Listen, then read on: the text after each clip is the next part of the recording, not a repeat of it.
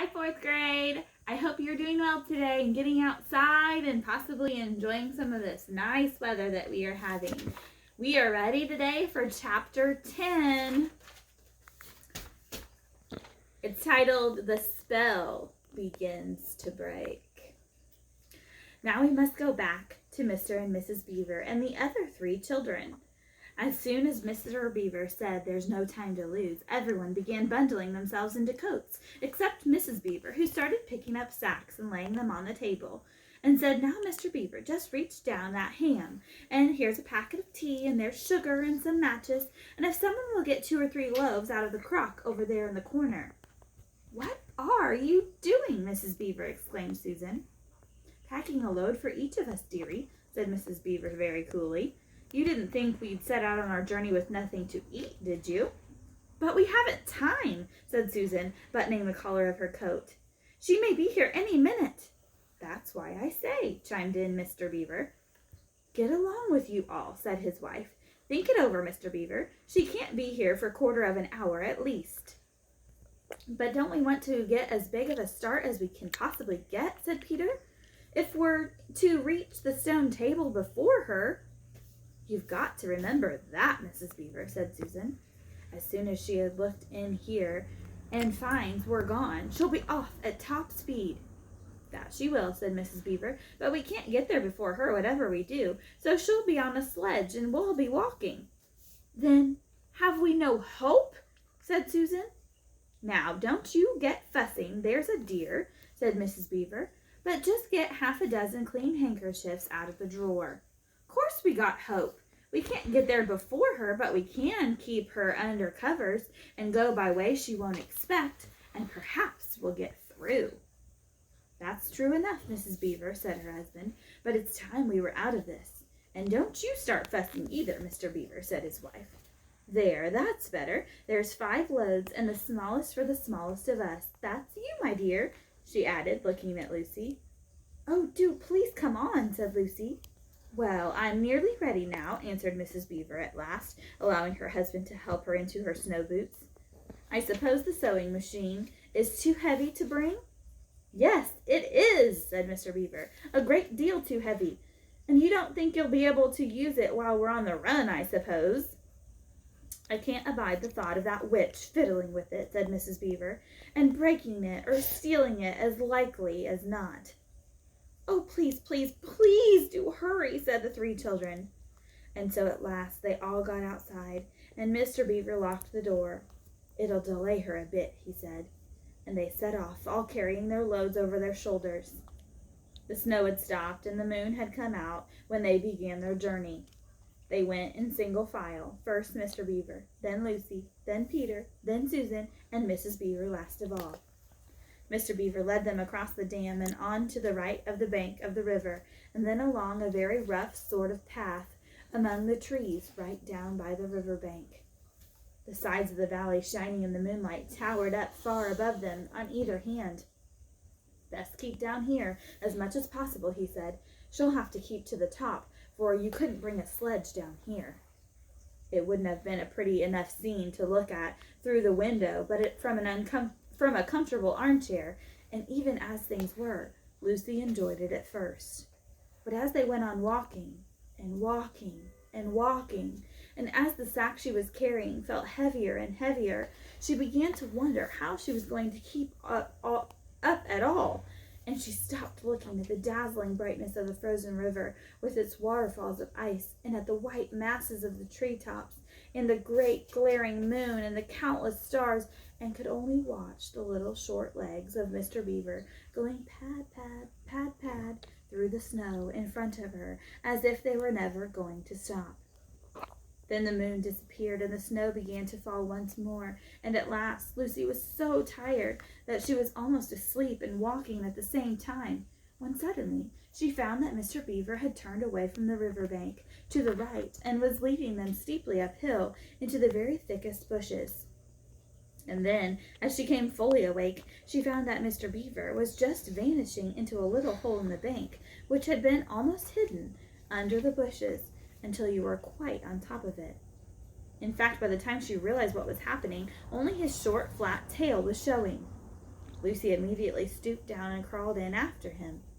Then she heard voices of scrambling and puffing and panting behind her, and in a moment all 5 of them were inside. "Wherever is this?" said Peter's voice, sounding tired and pale in the darkness. I hope you know what I mean by a voice sounding pale. "It's an old hiding place for beavers in bad times," said Mr. Beaver, "and a great secret. It's not much of a place, but we must get a few hours' sleep.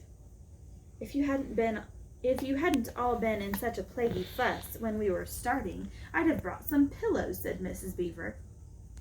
It wasn't nearly such a nice cave as Mr. Tumnus's, Lucy thought, just a hole in the ground, but dry and earthy. It was very small, so that when they all lay down, there were a bundle of clothes together, and what with that and being warmed up by their long walk, they were really rather snug. If only the floor of the cave had been a little smoother. Then Mrs. Beaver handed round in the dark a little flask out of which everyone drank something. It made one cough and sputter a little and stung the throat, but it also made you feel deliciously warm after you'd swallowed it, and everyone went straight to sleep. It seemed to Lucy only the next minute, though really it was hours and hours later, when she woke up feeling a little cold and dreadfully stiff and thinking how she would like a hot bath. Then she felt a set of long whiskers tickling her cheek and saw the cold daylight coming in through the mouth of the cave. But immediately after she was very wide awake indeed, and so was everyone else. In fact, they were all sitting up with their mouths and eyes wide open, listening to a sound which was the very sound they'd all been thinking of, and sometimes imagining they'd heard, during their walk last night. It was a sound of jingling bells. Mr. Beaver was out of the cave like a flash the moment he heard it. Perhaps you think, as Lucy thought for a moment, that this was a very silly thing to do, but it was really a very sensible one. He knew he could scramble to the top of the bank among the bushes and brambles without being seen, and he wanted, above all things, to see which way the witch's sledge went. The others all sat in the cave waiting and wondering. They waited nearly 5 minutes. Then they heard something that frightened them very much. They heard voices. "Oh," thought Lucy, "he's been seen. She's caught him." Great was their surprise when a little later they heard Mr. Beaver's voice calling to them from just outside the cave. "It's all right," he was shouting. "Come out, Mrs. Beaver. Come out, sons and daughters of Adam. It's all right. It isn't her." This was bad grammar, of course, but that's how beavers talk when they're excited. I mean, in Narnia. In our world, they don't usually talk at all. So Mrs. Beaver and the children came bundling out of the cave, all blinking in the daylight, and with the earth all over them, and looking very frowsty and unbrushed and uncombed, and with the sleep in their eyes. "Come on," cried Mr. Beaver, who was almost dancing with delight. "Come and see. This is a nasty knock for the witch. It looks as if her power is already crumbling." "What do you mean, Mr. Beaver?" panted Peter, as they all scrambled up the steep bank of the valley together. "Didn't I tell you," answered Mr. Beaver, "that she'd made it always winter and never Christmas? Didn't I tell you? Well, just come and see." And then they were all at the top and did see. It was a sledge, and it was reindeer with bells on their harness, but they were far bigger than the witch's reindeer, and they were not white, but brown. And on the sledge sat a person whom everyone knew the moment they set eyes on him. He was a huge man in a bright red robe, bright as holly berries, with a hood that had fur inside and a great white beard that fell like a foamy waterfall over his chest. Everyone knew him, because though you see people of his sort only in Narnia, you see pictures of them and hear them talked about even in our world, the world on this side of the wardrobe door. But when you really see them in Narnia, it is rather different. Some of the pictures of Father Christmas in our world make him look only funny and jolly, but now that the children actually stood looking at him, they didn't find it quite like that at all. He was so big and so glad and so real that they all became quite still. They felt very glad, but also solemn. "I've come at last," said he. "She has kept me out for so long, but I have got in at last. Aslan is on the move. The witch's magic is weakening." And Lucy felt running through her that deep shiver of gladness which you only get if you are being solemn and still. And now, said Father Christmas, for your presents. There is a new and better sewing machine for you, Mrs. Beaver. I will drop it in your house as I pass. If you please, sir, said Mrs. Beaver, making a curtsy. It's locked up. Locks and bolts make no difference to me, said Father Christmas. And as for you, Mr. Beaver, when you get home, you will find your dam finished and mended, and all the leaks stopped, and a new sluice gate fitted. Mr. Beaver was so pleased that he opened his mouth very wide, and then found he couldn't say anything at all. Peter, Adam's son, said Father Christmas. Here, sir, said Peter.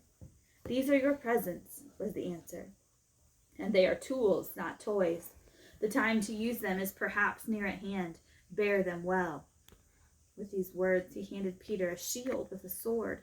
The shield was the color of silver, and across it there ramped a red lion as bright as a ripe strawberry at the moment when you pick it. The hilt of the sword was gold, and it had a sheath and a sword belt and everything it needed, and it was just the right size and weight for Peter to use. Peter was silent and solemn as he received these gifts, for he felt they were a very serious kind of present. Susan, Eve's daughter, said Father Christmas, these are for you. And he handed her a bow and a quiver full of arrows and a little ivory horn. You must use the bow only in great need, he said, for I do not mean for you to fight in the battle. It does not easily miss. And when you put this horn to your lips and blow it, then wherever you are, I think help of some kind will come to you. Last of all, he said, Lucy, Eve's daughter, and Lucy came forward. He gave her a little bottle of what looked like glass, but people said afterward that it was made of diamond, and a small dagger.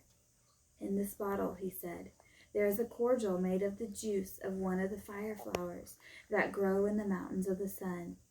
If you or any of your friends is hurt, a few drops of this will restore them, and the dagger is to defend yourself at great need, for you also are not to be in the battle.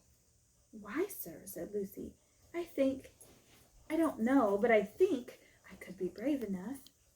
That is not the point, he said, but battles are ugly when women fight. And now, here suddenly he looked less grave, here is something for the moment for you all. And he brought out, I suppose from the big bag at his back, but nobody quite saw him do it, a large tray containing 5 cups and saucers, a bowl of lump sugar, a jug of cream, and a great big teapot all sizzling and piping hot. Then he cried out, Merry Christmas! Long live the true king! And he cracked his whip, and he and the reindeer and the sledge and all were out of sight before anyone realized they had started. Peter had just drawn his sword out of his sheath and was showing it to Mr. Beaver when Mrs. Beaver said, now then, don't stand there until the tea's got cold, just like men. Come and carry the tray down, and we'll have breakfast. What a mercy I thought of bringing the bread knife. So down the steep bank they went, back to the cave, and Mr. Beaver cut some of the bread and ham into sandwiches, and Mrs. Beaver poured out the tea, and everyone enjoyed themselves. But long before they had finished enjoying themselves, Mr. Beaver said, time to be moving on now. Now that Christmas has come to Narnia, what do you think that means for the witch? We will continue to find out with the story tomorrow. See you tomorrow, friends.